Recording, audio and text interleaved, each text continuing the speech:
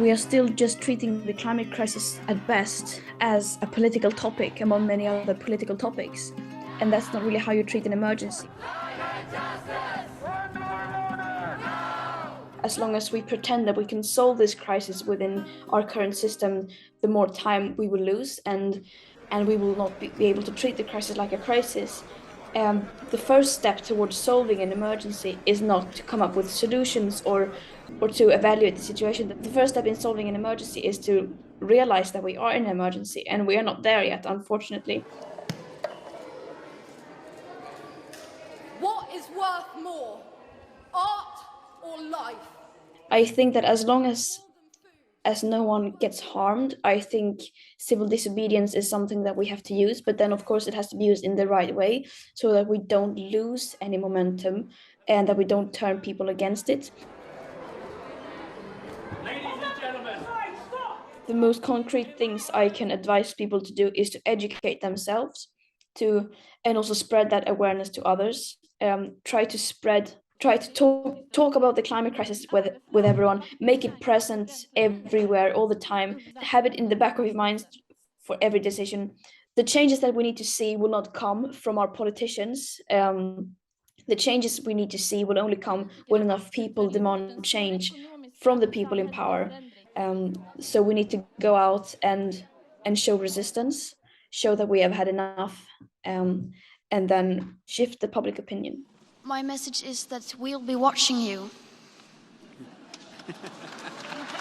Net Zero 2050 is a cherry-picked number that is easy to communicate, which includes so many loopholes, which are based on flawed numbers and incomplete statistics, and not taking into account the full emergency. The climate crisis is not just something that will impact our children in the future or our grandchildren in the future.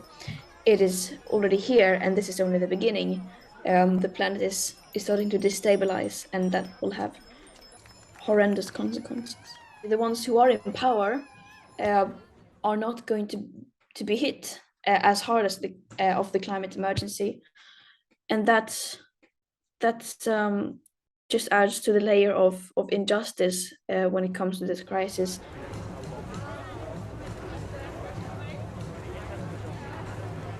Nothing is too small to start with. I started activism at home by pulling out plugs, turning off the lights to save energy, and that led to one thing, which led to another thing, which led me to start school striking. When I became fully aware of the crisis, it was like this was the only way forward. It was either despair or taking action, and then that was the only option I thought was right. Many people seem to only talk about lifestyle changes such as becoming vegan or stop flying and so on. And of course, that's great too, but I see it as a method of activism. We do it as citizens, we don't do it as consumers.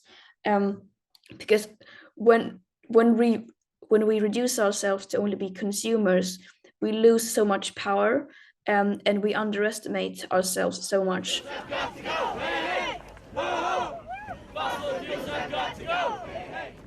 For me, a success for this COP would be that people collectively realize how flawed our systems are and how flawed these processes are, and that under the current circumstances, they will not lead to any meaningful change whatsoever. The COPs, as they are now, are not designed to create any meaningful change, any long-lasting change, and that will actually put us on a course towards a really sustainable future. Like fossil fuel lobbyists during COP26 had more representatives there than any other nation. It's not really working in our favor right now, but that doesn't mean that the COPs are not useful. And I mean, they are very useful if we have enough representation in there from the ones that are mostly affected, from science, from young people. Then that is a start.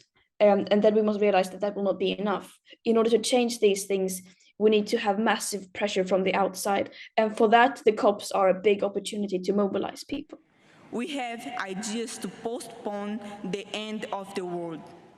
of course, there is still time to act. I mean, first of all, there's no point in which everything will be lost. There's no point in which, when we pass that point, we can allow ourselves to give up, because everything is lost anyway. It would always be possible to do as much as we possibly can. It will never be too late to save as much as we possibly can save.